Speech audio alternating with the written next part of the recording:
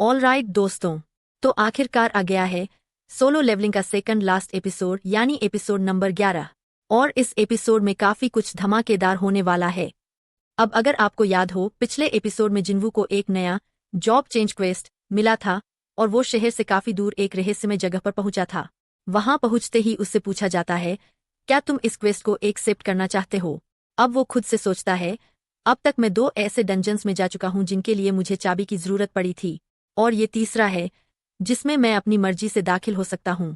बाकी जितने भी इमरजेंसी या पेनल्टी वाले डंजन्स थे वो थोड़े अलग तरह के थे, लेकिन अगर ये मुझसे एक सेप्टेस मांग रहा है तो जरूर ये बहुत खतरनाक होगा। फिर भी जिन्वू जानता है यही मौका है और ताकतवर बनने का रास्ता इसी से होकर जाता है। वो गेट खोल देता है, लेकिन तभी उसे याद आता है कि आज उसने अपना डेली क्वेस्ट पूरा नहीं किया। सोचता है, वापस आकर निपटा लूंगा। जैसे ही वो डंजन के अंदर कदम रखता है, दूसरी ओर हमें जिन्हो और उसके परिवार का सीन दिखाया जाता है, जहां वो फैमिली डिनर कर रहे होते हैं। वहीं आता है जिन्हो का भाई यूजिन ग्रुप का एरोगेंट बेटा जिनसंग, और फिर शुरू होती है बिजनेस टॉक। इधर डंजन में जिन्वू को बताया जाता है, यहाँ तुम किसी भी तरह की फुल रिकवरी या पोशन का इस्तेमाल नहीं कर सकते, यानी इस बार कोई भी गलती भारी पड़ सकती है। जिन्वू जैसे ही अपना हथियार निकालता है, एक भारी भरकम आर्मर्ड नाइट उस पर हमला कर देता है। जिन्वू फाइट शुरू करता है, लेकिन नोट करता है मेरे अटैक से इसे कोई असर नहीं हो रहा। उसका आर्मर बहुत ही मजबूत है। फिर उसे याद आता है, कसाका के साथ मेरी फाइट में भी ऐसा ही हुआ था। तब मैंने उसके आर्म को अपने हाथों से चूर कर दिया था।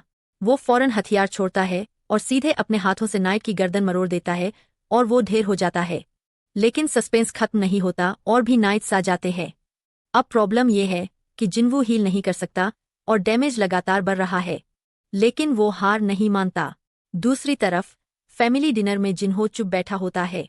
उसके डैड पूछते हैं, क्या बात है बेटा, तुम कुछ सोच रहे हो?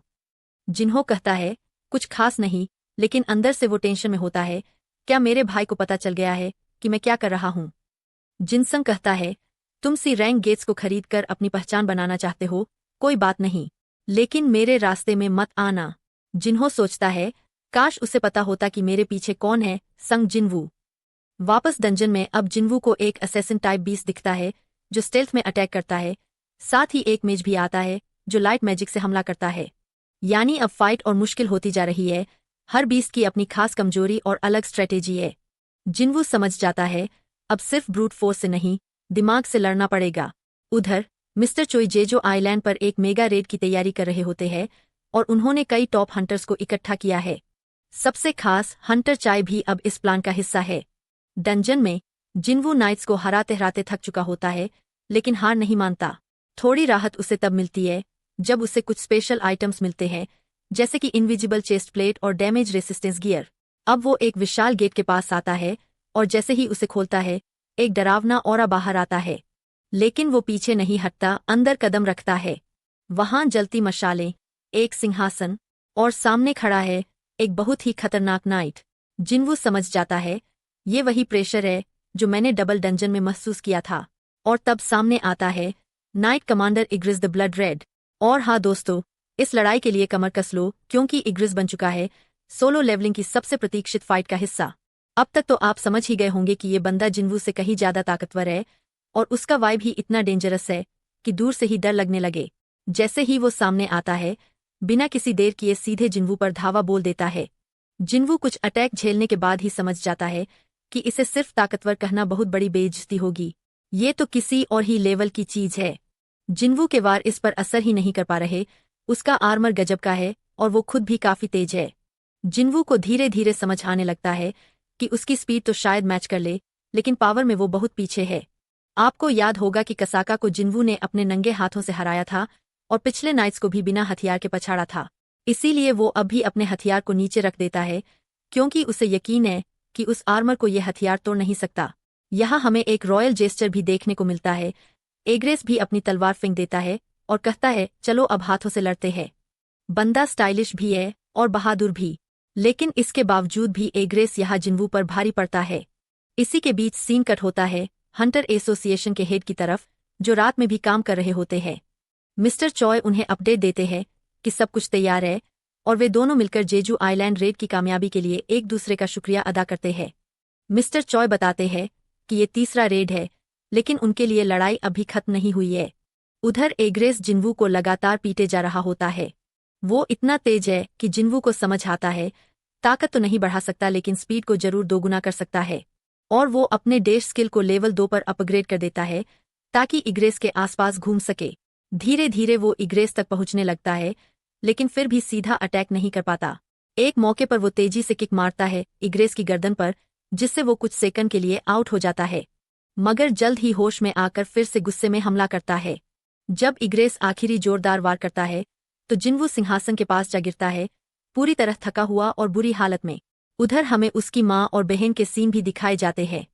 जैसे ही इग्रेस अपनी तलवार वापस हाथ में लेता है और वार करने ही वाला होता है, जिन्वू एक हाथ से उसका अटैक रोक लेता है और बोलता है, मैं अभी हारा नहीं हूं। अब वो सीरियस हो चुका है। अपनी स्किल्स का इस्तेमाल करते हुए अलग अलग कॉम्बिनेशन और अपने डैगर से वो इग्रेस पर जोरदार हमला करता है। आंख मुंह कहीं नहीं छोड़ता। इग्रेस थोड़े बहुत खून के साथ अभी डटा हुआ है और जिन्वू का ही डैगर लेकर पलटवार करने की कोशिश करता है। जिन्वू इस पर चुटकी लेते हुए कहता है, ऐसे थोड़ी मालिक बदल जाता है हथियार का। फिर वो अपना दूसरा डैगर निकालकर लगातार इग्रेस के चेहरे पर वार करता है और आखिरकार उसे हरा देता है। जिन्वू चैन की सांस लेता है और सोचता है कि इस बार तो बच गया, क्योंकि अगर एक भी गलती हो जाती तो उसका काम तमाम था। जीत इस बार किस्मत से हुई है। अब उसे 4 इनाम मिलते हैं। एक लेदर पाउच जिसमें 1.5 मिलियन गोल्ड है, एक क्रिम्सन नाइट हेलमेट जो कि रैंक का प्रोटेक्टिव गियर है, और वो पहला रैंक इक्विपमेंट है जो जिन्वू ने आज तक देखा है। इससे उसका डैमेज भी कम होगा। उसे एक रनस्टोन भी मिलता है जिसका नाम है रोलर हैंड, लेकिन उसे अभी पता नहीं ये स्किल किस चीज की है। और आखिरी में उसे एक टेलीपोर्टेशन स्टोन भी मिलता है जो अभी इन्वेंट्री में नहीं रखा जा सकता। मतलब ये जॉब चेंज क्वेस्ट अभी पूरा नहीं हुआ। तभी एक नोटिफिकेशन आता है, जितनी देर जिंदा रह सको रहो, तुम्हें एनहेंसमेंट पॉइंट्स मिलेंगे। फिर क्या, सिस्टम गुड लक बोलता है और टाइमर शुरू हो जाता है। और इधर कई सारे पोर्टल्स खुल जाते हैं जिनमें से ढेरों नाइट टाइप बीस्ट्स बाहर आने लगते हैं। जिन्वू को पता है कि चाहे ये जितने भी हों, एग्रेस से ज्यादा स्ट्रांग नहीं हो सकते। हालांकि वो थका हुआ होता है, लेकिन फिर भी लड़ाई के लिए तैयार हो जाता है। दूसरी तरफ चॉय और उनकी टीम हेलीकॉप्टर में जेजू आइलैंड की ओर बढ़ रहे होते हैं। इधर जिन्वू स्टेल्थ मोड एक्टिवेट करता है, लेकिन उसके पास सिर्फ 190 मना पॉइंट्स बचे होते हैं, जबकि एक्टिवेशन में 200 लगते हैं। मतलब वो ज्यादा देर तक गायब नहीं रह सकता, और उसके स्टेल्थ और मर्डर इंटेंट भी यहाँ काम नहीं आते। अब सवाल ये है, जिन्वू लड़ेगा कैसे? तभी उस पर पहला वार होता है और उसके शरीर से खून बहने लगता है।